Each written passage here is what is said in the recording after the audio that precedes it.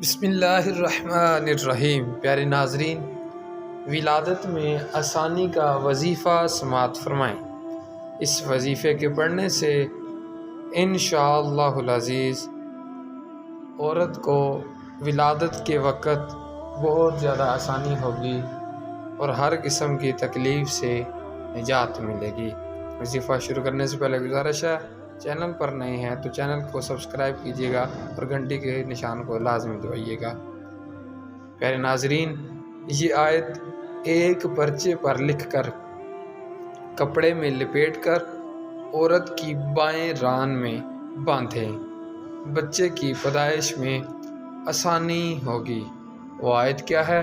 سماعت فرمائیے، یاد کیجیے اور اس وظیفے پر یقین کے ساتھ عمل کیجیے۔ انشاءاللہ العزیز بہت زیادہ فائدہ ہوگا۔